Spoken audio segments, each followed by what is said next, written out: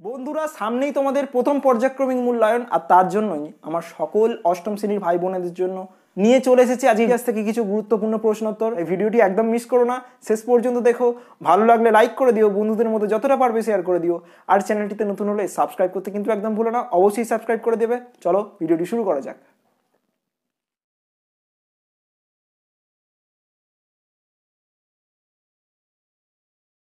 প্রথমেই আসি, দেখো বন্ধুরা, নিচের প্রশ্নগুলির উত্তর দাও যার প্রত্যেকটির মান এক। প্রথম প্রশ্ন, ঔরঙ্গজেব কবে মারা যান? সঠিক উত্তর 1707 খ্রিস্টাব্দে। পরের প্রশ্ন, কে চীন কুলিজ খাঁ উপাধি পেয়েছিলেন? সঠিক উত্তর মীর কামার উদ্দিন খান সিদ্দিকী। এরপরে আসি পরবর্তী প্রশ্ন, দেখো, ঔরঙ্গজেব কাকে বাংলার দেওয়ান হিসাবে পাঠিয়েছিলেন? সঠিক উত্তর মুর্শিদ কুলি খানকে। পরের প্রশ্ন, কবে সলবাইয়ের চুক্তি হয়েছিল? সঠিক উত্তর 1782 খ্রিস্টাব্দে। পরবর্তী প্রশ্নে আসছি, দেখো, কবে পাকাপাকিভাবে দারোগা ব্যবস্থার বিলোপ করা হয়? সঠিক উত্তর 1812 খ্রিস্টাব্দে। পরের প্রশ্ন, কে কবে বাংলার নদীপথগুলি জরিপ করেন? সঠিক উত্তর জেমস রেনেল 1764 খ্রিস্টাব্দে। পরবর্তী প্রশ্নে আসছি, দেখো, কবে 10 সালা বন্দোবস্ত চালু হয়? সঠিক উত্তর 1790 খ্রিস্টাব্দে। পরের প্রশ্ন, ফোর্ট উইলিয়াম কলেজ কে কোথায় প্রতিষ্ঠা করে? সঠিক উত্তর লর্ড ওয়েলেসলি 1800 খ্রিস্টাব্দে বেনারসে ফোর্ট উইলিয়াম কলেজ প্রতিষ্ঠা করেন।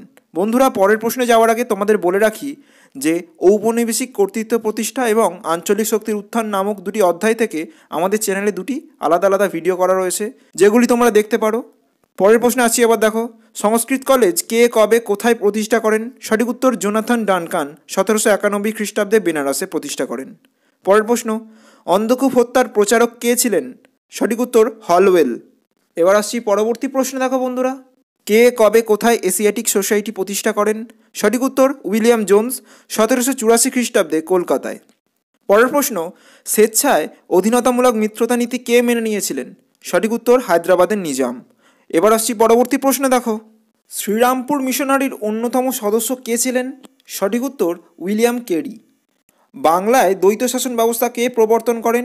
সঠিক উত্তর রবার্ট ক্লাইভ 1765 খ্রিস্টাব্দে। এবার আসছি পরবর্তী প্রশ্ন, দেখো বন্ধুরা, আহমেদ শাহ আবদালি ছিলেন একজন ড্যাশ? সঠিক উত্তর আফগান। পরের প্রশ্ন, কলকাতা দখল করে সিরাজউদ্দৌলা কলকাতার নতুন নাম কি করেন? সঠিক উত্তর আলীনগর। তার দাদু আলীবর্দী খাঁর নাম অনুসারে তিনি এই নাম রাখেন। পরের প্রশ্ন, দস্তক কথার অর্থ কী? সঠিক উত্তর ছাড়পত্র। এবার আসছি পরবর্তী প্রশ্ন, দেখো বন্ধুরা, বাংলার প্রথম গভর্নর জেনারেল কে ছিলেন? সঠিক উত্তর ওয়ারেন হেস্টিংস। পরের প্রশ্ন, জেনারেল অ্যাসেম্বলি ইনস্টিটিউশন কে প্রতিষ্ঠা করেন? সঠিক উত্তর আলেকজান্ডার ডাফ। এবার আসছি পরবর্তী প্রশ্ন, দেখো, মুঘল সম্রাটের কাছ থেকে কে জগৎ শেঠ উপাধি পান? সঠিক উত্তর ফতেহ চাঁদ। পরের প্রশ্ন, নাদির শাহ কবে ভারত আক্রমণ করেন? সঠিক উত্তর 1739 খ্রিস্টাব্দে। পরবর্তী প্রশ্নে আসছি, দেখো বন্ধুরা, বেমানান শব্দটি খুঁজে বার করো। কর্নওয়ালিস, ওয়েলেসলি, ডালহৌসি নাকি টিপু সুলতান? সঠিক উত্তর বন্ধুরা টিপু সুলতান, কারণ তোমরা সকলেই জানো টিপু সুলতান কোনো ইংরেজ ছিলেন না।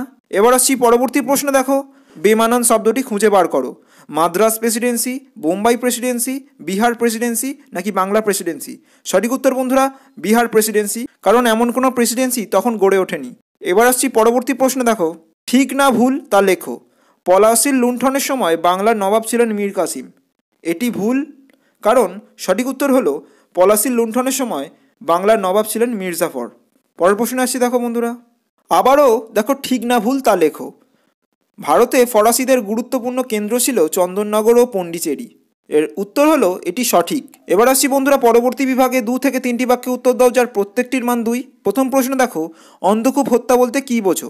উত্তর দেখো, কোম্পানির কর্তা ব্যক্তি হলওয়েল প্রচার করেন যে কলকাতা দখল করে সিরাজ নাকি 146 জন ব্রিটিশ নরনারীকে একটি ছোট্ট ঘরে, অর্থাৎ যার দৈর্ঘ্য 18 ফিট এবং প্রস্থ 18 ফিট, এমন একটি ঘরে বন্দি করে রেখেছিলেন। এর ফলে অনেক বন্দী মারা যান। এই ঘটনাই বাংলার ইতিহাসে অন্ধকূপ হত্যা নামে পরিচিত। এবার আসছি পরবর্তী প্রশ্ন, দেখো, বেসিনের সন্ধি কবে কাদের মধ্যে স্বাক্ষরিত হয়েছিল? সঠিক উত্তর 1802 খ্রিস্টাব্দে 31 ডিসেম্বর দ্বিতীয় বাজিরাও ও ব্রিটিশ ইস্ট ইন্ডিয়া কোম্পানির মধ্যে এই সন্ধি স্বাক্ষরিত হয়েছিল। এবার আসছি পরবর্তী প্রশ্নে, দ্বৈত শাসন ব্যবস্থা বলতে কী বোঝো? উত্তর দেখো, 1765 খ্রিস্টাব্দে ব্রিটিশ কোম্পানি বাংলায় দেওয়ানি অধিকার লাভ করে, অর্থাৎ বক্সারের যুদ্ধের পর সুবা বাংলার দেওয়ানি অধিকার তারা লাভ করে। এর ফলে একদিকে নবাবের ক্ষমতা এবং অন্যদিকে ব্রিটিশ ইস্ট ইন্ডিয়া কোম্পানির ক্ষমতা প্রতিষ্ঠিত হয়, যেখানে নবাবের হাতে ছিল রাজনৈতিক ক্ষমতা এবং ব্রিটিশ ইস্ট ইন্ডিয়া কোম্পানির হাতে ছিল অর্থনৈতিক ক্ষমতা।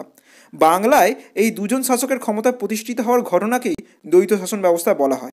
এর অবসান ঘটে বন্ধুরা 1772 খ্রিস্টাব্দে। এবার আসছি পরবর্তী প্রশ্ন। দেখো বন্ধুরা, কর্নওয়ালিস কোড বলতে কী বোঝো? উত্তর দেখো। লর্ড কর্নওয়ালিস ছিলেন বাংলার গভর্নর জেনারেল। তিনি 1793 খ্রিস্টাব্দে প্রচলিত আইনগুলিকে সুসংহত করে যে কোড বা বিধিবদ্ধ আইন চালু করেন তাই বাংলার ইতিহাসে কর্নওয়ালিস কোড নামে পরিচিত। চুঁইয়ে পড়া নীতি বলতে কী বোঝো? উত্তর দেখো। বাংলায় উচ্চ শ্রেণীর লোকেদের মধ্যে ইংরেজি শিক্ষার প্রসার ঘটানো হলে ওই উচ্চশিক্ষিত লোকেরা সাধারণ জনগণের মধ্যেও তার বিস্তার ঘটাবে। ফিল্টারের জল যেমন ওপর থেকে নিচে চুঁইয়ে নামে, ঠিক তেমনই উচ্চস্তর থেকে নিম্নস্তরে শিক্ষা বিস্তারের এই নীতি চুঁইয়ে পড়া নীতি নামে পরিচিত। এবার আসছি পরবর্তী প্রশ্ন। দেখো বন্ধুরা, পিটের ভারত শাসন আইন প্রবর্তনের উদ্দেশ্য কী ছিল? উত্তর দেখো। উদ্দেশ্যগুলি হলো, প্রথম উদ্দেশ্য 1773 খ্রিস্টাব্দে রেগুলেটিং অ্যাক্টের ত্রুটিগুলি দূর করা। দ্বিতীয় উদ্দেশ্য, ভারতে ইস্ট ইন্ডিয়া কোম্পানির অধিকার যতটা সম্ভব অক্ষুণ্ণ রেখে তার কাজকর্মের ওপর সরকারের নিয়ন্ত্রণ প্রতিষ্ঠা করা। এরপরে আসি পরবর্তী প্রশ্ন। দেখো, শ্রীরামপুর ত্রয়ী বলতে কী বোঝো? উত্তর দেখো।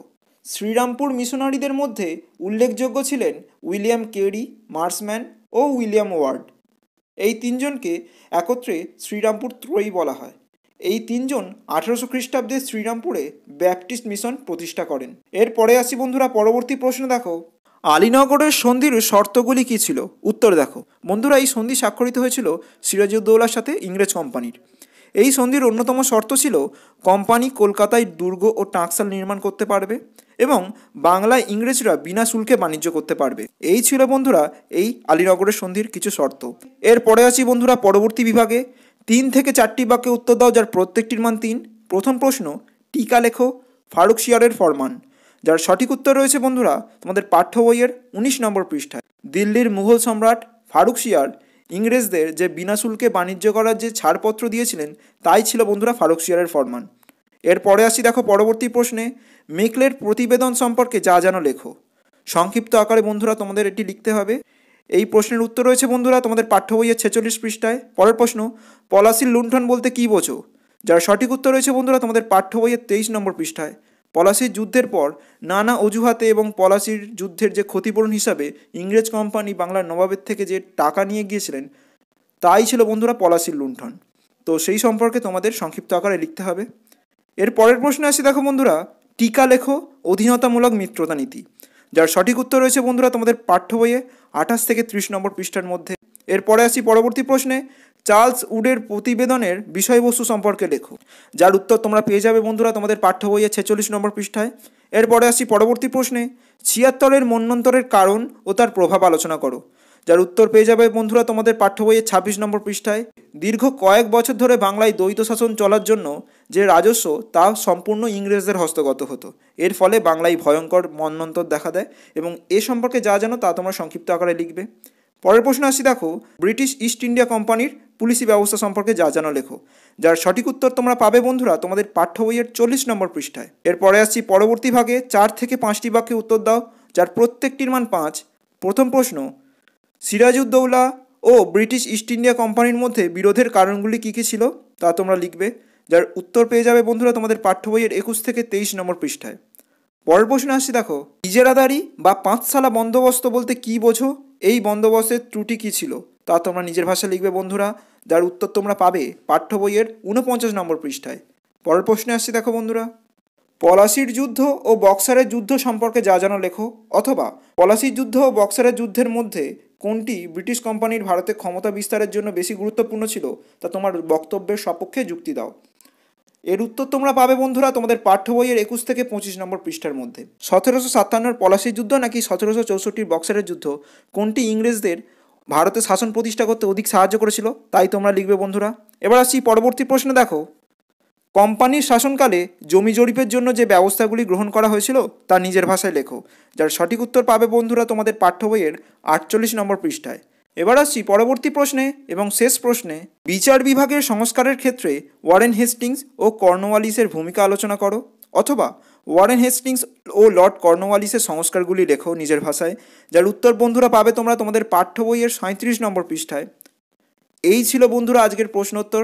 ভিডিও সংক্রান্ত কোনো অসুবিধা হলে অবশ্যই কমেন্টে লিখে জানিও। দেখা হচ্ছে পরের ভিডিওয়। ততক্ষণ সুস্থ থেকো, সাথে থেকো। নমস্কার।